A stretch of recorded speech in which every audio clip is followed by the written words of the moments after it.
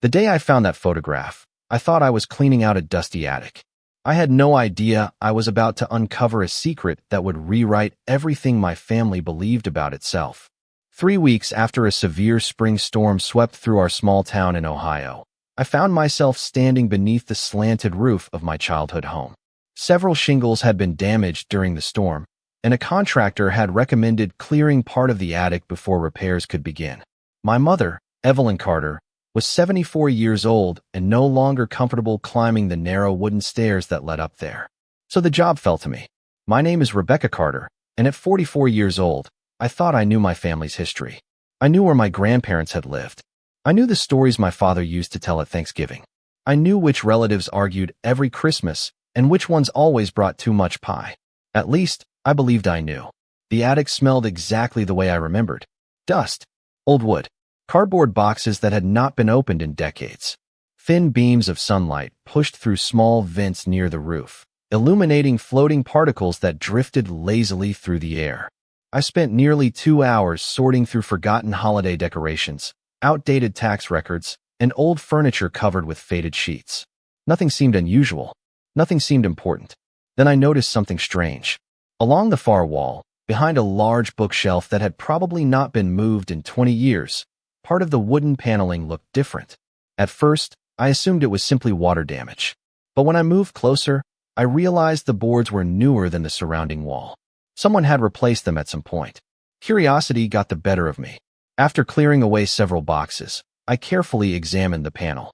A narrow gap appeared along one edge, almost like a hidden compartment. My pulse quickened. It was probably nothing. An old repair. A storage space. Still, something about it felt intentional. I found a flat screwdriver in a nearby toolbox and gently pried at the edge. The panel shifted almost immediately. Behind it was a small cavity between the wall studs. And inside that cavity sat a single wooden box. I stared at it for several seconds. The box looked old. Very old. Its dark finish had faded over time, and a thin layer of dust covered every surface. There were no labels, no markings, nothing to explain why it had been hidden behind a wall. Slowly, I lifted it out and carried it into the sunlight. My heart was beating much faster now. I cannot explain why. Perhaps everyone feels that way when discovering something obviously hidden. The box was surprisingly light. I sat cross-legged on the attic floor and carefully opened the lid. Inside were only 3 items: a folded handkerchief, a small envelope yellowed with age, and a photograph. I picked up the photograph first. The image appeared to be at least 50 years old. The edges were worn and slightly curled. Several people stood together in front of a farmhouse somewhere in the Midwest. At first glance, nothing seemed unusual. Then I looked closer. My breath caught in my throat. I recognized my father immediately. William Carter, much younger than I had ever known him. Standing beside him was my mother, also young, smiling. But there was someone else in the photograph. Someone standing directly between them. A woman I had never seen before. I turned the photograph over, expecting a date or location. Instead, I found a single handwritten sentence. The moment I read those words, I knew the afternoon had changed forever. Written in faded blue ink were 6 simple words. Never tell Rebecca the truth. For several seconds, I simply stared at the words on the back of the photograph. Never tell Rebecca the truth. My name, written in faded blue ink decades before I found the picture. My hands suddenly felt cold despite the warm afternoon sunlight streaming through the attic vents. I turned the photograph over again and studied every face. My father stood on the left. My mother stood on the right. Between them was the unknown woman. She appeared to be around 30 years old. She had dark hair pulled back neatly and a gentle smile that seemed strangely familiar. The longer I looked at her face, the more unsettled I became. I could not explain why. She was a stranger. Yet, something about her features tugged at my memory. I set the photograph down and reached for the envelope from the wooden box. The paper was brittle with age. Carefully opening it, I found a single sheet folded inside. My heart was racing now. Maybe this would explain everything. Maybe it would explain nothing. The note contained only a few lines. If this box is ever found, the photograph must stay with the family. The answers exist, but they belong to the right time. There was no signature, no date, nothing else. I read it twice, then a third time. The message raised more questions than it answered. What answers? What truth? And why had my name been written on the back of the photograph? I sat quietly on the attic floor, trying to make sense of it all. My father had passed away 16 years earlier. He had always been honest. At least that was what I believed. He loved family history. He loved telling stories about grandparents and great-grandparents. If there had been some enormous secret hidden inside our family, surely he would have mentioned it. Yet the evidence sat directly in front of me. Someone had hidden this box behind a wall. Someone had written instructions connected to me specifically, and someone had taken great care to keep the photograph out of sight. Eventually, I gathered the items and carried them downstairs. My mother was sitting in her favorite chair near the living room window reading a gardening magazine. The moment she saw the photograph in my hand, something changed in her expression. It happened so quickly that most people would have missed it. Her smile disappeared. Her shoulders stiffened. Her eyes locked onto the picture. "Where did you find that?" she asked. Her voice sounded different. Not angry, not frightened, just unexpectedly serious. "In the attic," I answered, "hidden behind a wall." My mother slowly placed the magazine on the table beside her. For several seconds, she said nothing. Then she looked away. I have not seen that photograph in many years. My stomach tightened. "You know who this woman is?" Another long silence followed. "Yes," she finally said. The answer hit me harder than I expected. "Then who is she?" My mother looked toward the window. Outside, the wind moved gently through the trees. Inside, the room felt completely still. "Some stories are more complicated than they appear," she said quietly. "Mom, my name is written on the back." Her eyes immediately returned to mine. I watched the color drain from her face. She clearly had not known about the message. "What exactly does it say?" she asked. I handed her the photograph. As she read the sentence, her hands began trembling. Not dramatically, just enough for me to notice. When she finished, she closed her eyes. The reaction frightened me more than the message itself. "Mom," I whispered. "What truth?" She remained silent. Then she looked at the photograph once more before speaking words I never expected to hear. "Rebecca," she said softly, "everything you believe about how this family began may not be completely true." For several seconds I could not respond. My mother's words echoed inside my head. "Everything you believe about how this family began may not be completely true." I stared at her, waiting for an explanation that would somehow make everything logical again. Instead, she looked down at the photograph resting in her lap. Her fingers traced the worn edge as though she were touching a memory she had spent years trying to forget. "Who is she?" I asked again. This time my voice sounded smaller, more uncertain. My mother took a slow breath. Her name was Clara. The name meant nothing to me. I searched my memory for any mention of it during childhood holidays, family reunions, old stories told around dinner tables. Nothing. It was as if the woman had never existed. Was she related to us? I asked. My mother hesitated. The pause felt endless. "Yes," she finally said. "In a way." The answer only deepened the mystery. "What does that mean?" My mother stood and walked toward the window. Outside, the afternoon sky had turned gray as clouds drifted across the neighborhood. She remained silent for so long that I wondered if she had changed her mind about talking. Then she spoke without turning around. "Your father believed some truths should wait until the right time." I immediately thought about the note from the envelope. The answers exist, but they belong to the right time. The similarities could not be a coincidence. "Did Dad write that note?" I asked. "No," my mother replied, "but he agreed with it." My heart sank. That meant my father had known about the secret too. For years, perhaps for his entire life. Suddenly I realized something else. "Mom, if this concerns me, why was nobody ever going to tell me?" She closed her eyes. I could see it in her expression. Guilt. Not the guilt of wrongdoing. The guilt of carrying a burden too long. "Because we were afraid," she said quietly. Afraid of what? When she finally turned toward me, tears had appeared in her eyes. Afraid that the truth would change how you saw the people you loved. The room felt smaller. Every answer seemed to create 3 new questions. I picked up the photograph again and studied Clara's face. The strange familiarity returned. The shape of her eyes. The curve of her smile. Something about her seemed connected to me in a way I could not explain. "Why does she look familiar?" I whispered. My mother immediately looked away. That reaction told me more than any answer could have. The silence stretched between us. Then she slowly returned to her chair. "There is something else in that box, isn't there?" she asked. I frowned. Just the photograph, the note, and the handkerchief. For the first time, she seemed surprised. Only those. I nodded. My mother's expression changed. Not disappointment. Confusion. That does not make sense, she murmured. What do you mean? She looked at me carefully. Because there should have been a letter. My pulse jumped. A letter? She nodded slowly. Your father kept a letter with that photograph for many years. I felt excitement and frustration at the same time. Then where is it? I do not know. Her answer sounded genuine. We sat in silence for several moments. Then a memory seemed to strike her. Her eyes widened slightly. The cedar chest. What cedar chest? I asked. Your grandmother's chest in the basement. I had not thought about it in years. It sat untouched in a storage room beneath the house, filled with old family belongings. My mother stood up. Slowly. If the letter still exists, that is where it would be. I stared at her. And what does the letter say? My mother swallowed hard before answering. Rebecca, if we find that letter, you may discover that Clara was far more important to this family than anyone ever realized. My mother and I stood at the basement door, staring into a room neither of us had entered in years.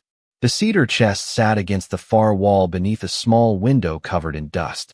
I remembered it from childhood. My grandmother had stored family keepsakes inside it, and nobody touched it after she passed away. The air smelled faintly of cedar and old paper. As we walked toward it, I noticed my mother's hands trembling again. Whatever was hidden inside that chest, she already knew enough to fear it. I knelt beside the lid and carefully opened it.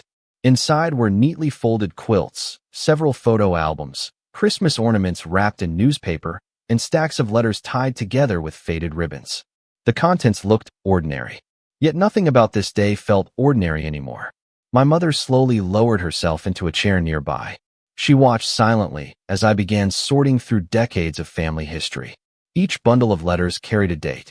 Some went back more than 50 years. Most were addressed between relatives whose names I recognized. Then I found something different. Near the bottom of the chest rested a small envelope with no address and no stamp. The paper had yellowed with age. Across the front, written in my father's handwriting, were 3 words. For Rebecca only. My pulse immediately quickened. My mother closed her eyes the moment she saw it. Neither of us spoke. Carefully, I opened the envelope and removed the folded pages inside. The handwriting belonged to my father. There was no doubt about that. I had seen birthday cards and notes from him my entire life. The first sentence made my breath catch. If you are reading this letter, then the photograph has finally been found. I looked up at my mother. She stared at the floor. I returned to the letter. For many years I struggled with whether this truth should ever be told. Your mother and I wanted to protect you. We also wanted to honor a promise made long ago. My heart pounded harder with every line. The woman in the photograph was named Clara Monroe. She was one of the most important people in our family's history, even though almost nobody remembers her today. I continued reading. When you were young, we agreed that certain details would remain hidden, not because they were shameful, because we feared they would create confusion and pain. Confusion was exactly what I felt. If you wish to understand how our family truly began, you must first understand Clara's sacrifice. I stopped reading for a moment. The word sacrifice lingered in my mind. This was not sounding like a scandal. It was sounding like something else entirely. Something much more complicated. I turned the page. Many years before you were born, Clara made a decision that altered the future of every generation that followed. Without that decision, the Carter family line as you know, it would not exist. My hands began shaking. The room felt strangely quiet. Even the ticking of the basement clock seemed distant.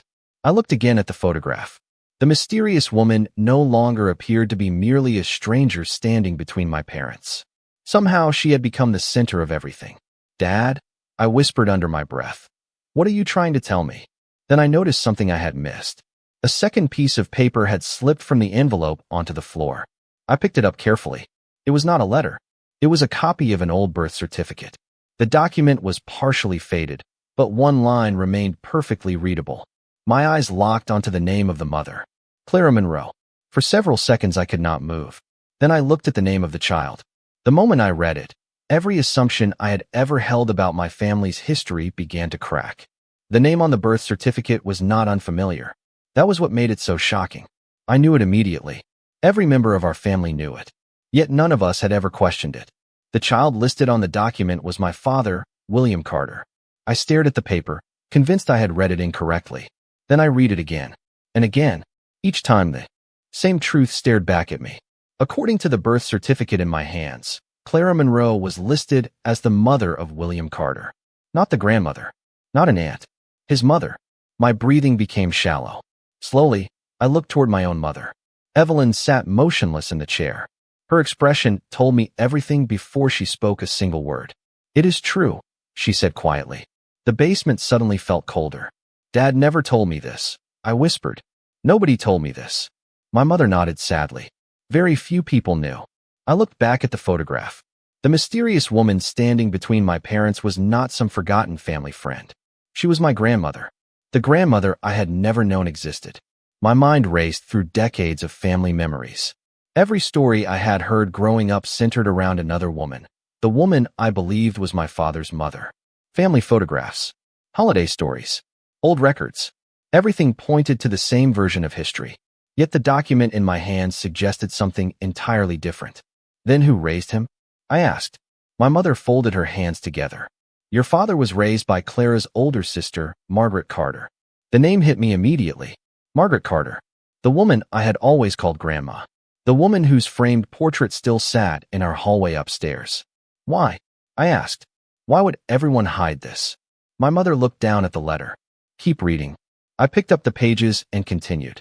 My father's handwriting remained steady. "If you have reached this point, then you know Clara was my birth mother. The woman who raised me, Margaret Carter, was my aunt. For most of my life, I called her mother because that was the role she chose to accept. I felt completely disoriented. Every branch of the family tree I thought I understood suddenly seemed uncertain. Clara was 20 years old when I was born, my father wrote. She faced circumstances that would have been difficult for anyone at that age. Margaret stepped forward and offered to raise me as her own. It was an act of love that changed every life connected to ours. I stopped reading and looked at my mother. "So everyone agreed to keep the secret?" She nodded. Back then, families handled things differently. They believed protecting a child meant protecting them from complicated truths. I returned to the letter. As I grew older, I learned the truth. I was never angry. In fact, I spent years admiring both women. Clara gave me life. Margaret gave me stability. Neither deserved judgment. The words carried a surprising amount of compassion. There was no bitterness, no resentment, only gratitude. Then I reached another paragraph. "The reason this story matters now is because most of the family has forgotten Clara entirely. History slowly erased her. Photographs disappeared. Stories stopped being told. Even her name faded. Yet without Clara, none of us would be here." My chest tightened. I suddenly understood why the photograph had been hidden. Not to conceal shame, to preserve a promise. A promise that had lasted across generations. Then I noticed a final page folded behind the others. Unlike the previous sheets, this one appeared newer. My father's handwriting seemed older and less certain. Across the top was a sentence that immediately sent a chill through me. "What I am about to reveal next is the part nobody knows, not even Evelyn." I looked up in disbelief. My mother stared at me with the same stunned expression. Whatever came next, it was a secret my father had carried completely alone. For several seconds, neither my mother nor I moved. The words at the top of the page seemed impossible. Not even Evelyn. My father had written those words himself. Whatever secret followed was something he had hidden from everyone, including the woman he had loved for nearly 50 years. My hands trembled slightly as I continued reading. "If you are reading this, then I am gone, and the time for silence has ended." The handwriting looked different from the earlier pages. Less confident, more reflective. I discovered the truth accidentally when I was 32 years old. At first, I believed the family records contained an error. Later, I realized they contained something much more important. I glanced at my mother. She looked just as confused as I felt. Years after learning that Clara was my birth mother, I began researching our family history. I wanted to understand where I came from. I wanted answers. What I found instead was a mystery. My pulse quickened. The entire story had already overturned everything I believed about my father's childhood. Now it seemed another layer was waiting beneath the first. Among Clara's belongings was a collection of letters. Most had been damaged by time. A few survived. One letter mentioned a family property that no longer appeared on any official record. I kept reading. The property was located several miles outside town. Curious, I visited the location myself. The house was gone. The land had changed hands many times. Yet one elderly neighbor remembered Clara. The basement felt completely silent. What she told me changed everything. I swallowed hard. According to her memory, Clara spent several years caring for a young child before I was born. A child nobody in our family had ever mentioned. My eyes widened. My mother leaned forward in her chair. "A young child," she whispered. I nodded and continued reading. At first I assumed the neighbor was mistaken, but additional records supported her story. Clara had indeed cared for a child. The problem was that no official document identified who that child was or what happened afterward. I felt the mystery tightening around us. Every answer seemed to reveal another question. For years I searched for proof. Most records had disappeared. Some were incomplete. Others contradicted one another. Eventually, I found a single surviving document. My father paused for several lines before continuing. The document suggested that the child may have been connected to our family line in a way nobody realized. I could hear my own heartbeat. Unfortunately, the evidence was never conclusive.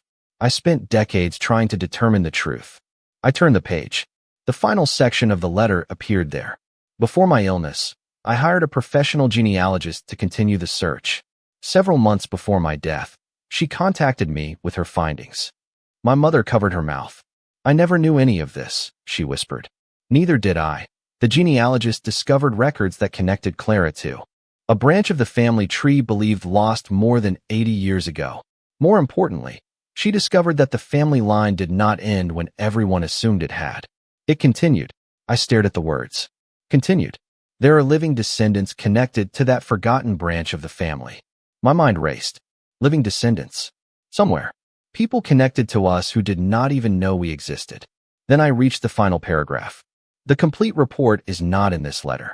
I placed it elsewhere because I wanted whoever found the photograph to reach the truth gradually. The report is hidden inside the old family Bible stored in the study upstairs. I looked up immediately. My mother stared back at me. We both knew the Bible. It sat untouched on a shelf in my father's study. We had passed it thousands of times without giving it a second thought. My father's final sentence sent a chill through me. When you read the report, you will finally understand why that photograph had the power to change the fate of our entire family line. My mother and I left the basement without saying much. Neither of us could fully process what we had just learned. The photograph had led to a hidden box. The box had led to a letter. The letter had led to a forgotten family history. And now that history pointed toward a report hidden inside a Bible that had sat untouched in my father's study for years. As we climbed the stairs, I kept thinking about Clara. Just 24 hours earlier, I had never heard her name. Now she seemed connected to every unanswered question in our family's past. The study remained exactly as my father had left it. His desk stood beside the window. Shelves lined the walls. Framed photographs occupied familiar places. For years, the room had felt like a memorial. Now it felt like a map leading toward a truth my father had spent decades trying to understand. The family Bible rested on the highest shelf. I carefully removed it and carried it to the desk. The leather cover showed signs of age. Inside were family records, handwritten notes, and pages documenting births, marriages, and deaths across multiple generations. My mother sat quietly beside me as I turned. Each page. At first, nothing seemed unusual. Then I noticed that several pages near the center were thicker than the others. Tucked between them was a large sealed envelope. My father's handwriting covered the front. Genealogy report. Open only after finding Clara's photograph. My heart pounded. Slowly, I opened the envelope and removed the contents. Several pages of research appeared inside along with copies of census records, property documents, and family charts. I began reading aloud. The report confirmed everything my father had described. Clara had been connected to a branch of the family thought lost decades earlier. But the most surprising discovery appeared several pages later. According to the genealogist, Clara had spent years supporting and caring for a young relative after a tragic family hardship. The child had eventually been relocated and raised under a different surname. Over time, all official connections between that child and the Carter family disappeared. Yet the bloodline continued. I turned another page. The report identified living descendants. There were names, addresses, family records, real people. My hands trembled as I followed the family chart downward. Generation after generation appeared before me. Then I reached a photograph attached near the end of the report. A modern photograph. My breath caught instantly. The resemblance was unmistakable. The woman in the picture had Clara's eyes, Clara's smile, even the same shape of face. She looked like someone who could have belonged at our family reunions for years. "Oh my goodness," my mother whispered. I looked at the caption beneath the photograph. The woman lived less than 200 miles away. For decades, an entire branch of our family had existed without knowing we existed. And we had lived our lives without knowing them. I continued reading. The final pages contained my father's personal notes. "The greatest tragedy is not that Clara was forgotten," he wrote. "The greatest tragedy is that her sacrifice was forgotten." I paused. My mother looked at me. "Sacrifice?" she asked softly. I kept reading. "Clara accepted years of misunderstanding to protect the future of those she loved. History remembered others. It forgot her. Yet without her choices, the Carter family would not exist in its present form." The room fell silent. For the first time, I began to understand why my father had protected these documents. This was not simply a family secret. It was the restoration of a person whose contribution had disappeared from memory. Then I reached the final page of the report. At the bottom, my father had written one last note. The moment I read it aloud, both my mother and I froze. "If you are reading this, I hope you will do what I never had the courage to do. Find Clara's descendants. Tell them who she was. Tell them she was never forgotten." For a long time, neither my mother nor I spoke. We sat in my father's study surrounded by documents that had quietly waited years to be discovered. Outside, evening shadows stretched across the yard, and the familiar house suddenly felt different. Not because it had changed, but because our understanding of it had changed. Every room now seemed connected to stories we had never known. I carefully gathered the report and placed it beside the photograph of Clara. Her face no longer felt unfamiliar. In a strange way, she already felt like family. "What are we going to do?" my mother finally asked. The question hung in the air. My father had left us a responsibility, not an obligation built from guilt or pressure, but a chance to finish something he had never completed. I looked again at the contact information included in the genealogist's report. The nearest descendant lived in Indiana, less than a 4-hour drive from our home. Her name was Emily Monroe, 48 years old, married, 2 children, a life completely separate from ours, and yet connected to us through a woman whose story had nearly disappeared. "I think Dad already told us what to do," I said softly. My mother nodded but remained quiet. I could see conflicting emotions crossing her face. Curiosity, uncertainty, hope. After a few minutes, she stood and walked toward one of the bookshelves. "There is something else you should see," she said. From the bottom drawer of a cabinet, she removed a small photo album. The cover was faded and worn. "Your father found this years ago," she explained. "He kept it private." We sat together as she opened it. Inside were photographs I had never seen before. Clara appeared in many of them. Some showed her standing beside family members whose names I recognized from old records. Others captured ordinary moments. A picnic, a church gathering, a birthday celebration. The images revealed something important. Clara was not a mysterious figure hidden from history. At one time she had been deeply loved. People smiled beside her. Children held her hands. Relatives gathered around her. Somehow, over the decades, those memories had faded while others remained. Then one photograph caught my attention. Clara sat on a porch holding the hand of a small child. On the back, someone had written a date and a short note. Summer of 1954. Clara and little James. I immediately remembered the report. The child Clara had cared for before my father was born. The forgotten branch of the family tree. "Mom," I whispered. "This must be him." My mother leaned closer. Her eyes widened. "I think you are right." For the first time, the mystery felt less like scattered clues and more like a complete picture slowly coming into focus. Clara had spent her life caring for others. She had protected family members. She had made sacrifices that shaped future generations. Yet history had slowly erased her role. My father had spent years trying to restore it. Now the responsibility had passed to us. Later that evening, after organizing the documents, I sat alone in the study. The house was quiet. I found myself staring at Clara's photograph again. I wondered what she would think if she knew her story was finally being uncovered. Would she be surprised? Relieved? Perhaps neither. Perhaps she had never acted for recognition at all. As I prepared to leave the room, I noticed one final item tucked inside the back cover of the photo album. It was a folded note written in my father's handwriting. The paper contained only a single sentence. No explanation, no signature, just one line. The day you meet Emily, you will understand why Clara's secret was meant to survive. I stared at those words for several moments. Then I slowly folded the note and slipped it into my pocket. Somewhere beyond our town, beyond everything I thought I knew about my family's past, waited a conversation that could finally connect every missing piece together.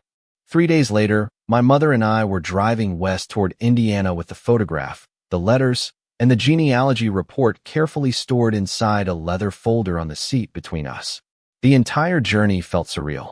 Less than a week earlier, Clara Monroe had been a stranger whose face stared back at me from an old photograph hidden behind a wall. Now her story had become part of my own. As the miles passed beneath us, I found myself wondering what my father would think if he could see us. For years he had carried this burden alone. Now, at last, we were following the path he had hoped someone would one day take. Shortly after noon, we arrived at a quiet neighborhood lined with mature trees and well-kept homes. The address from the report led us to a modest brick house with flower beds along the front porch. My heart pounded as we walked to the door. When it opened, I immediately understood what my father had meant. Standing before us was Emily Monroe. She looked remarkably like Clara. The resemblance was impossible to ignore.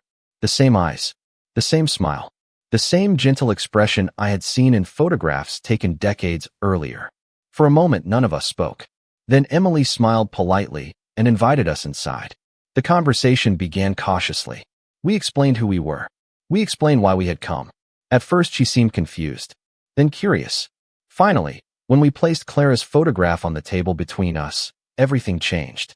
Emily stared at the image for a long time. Tears slowly filled her eyes. "I know this photograph," she whispered.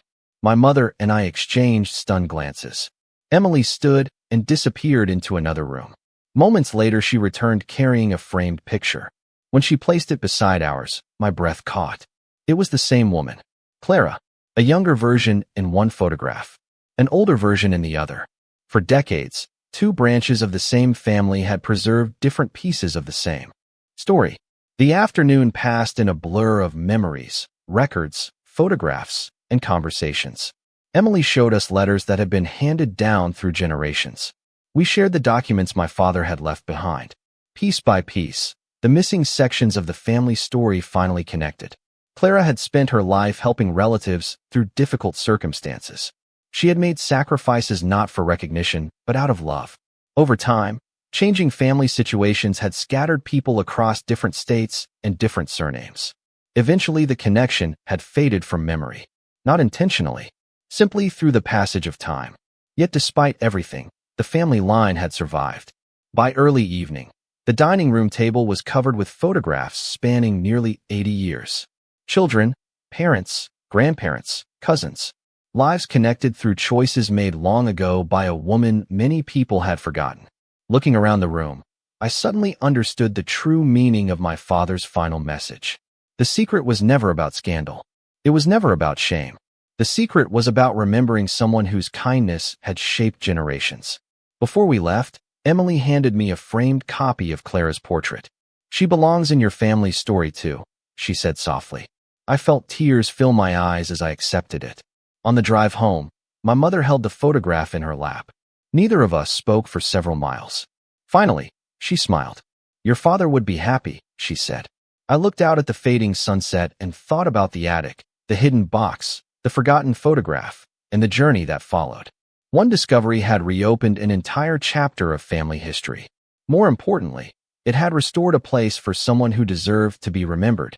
Months later, at our next family gathering, Clara's portrait stood beside the photographs of every other ancestor. Her name was spoken openly. Her story was finally told.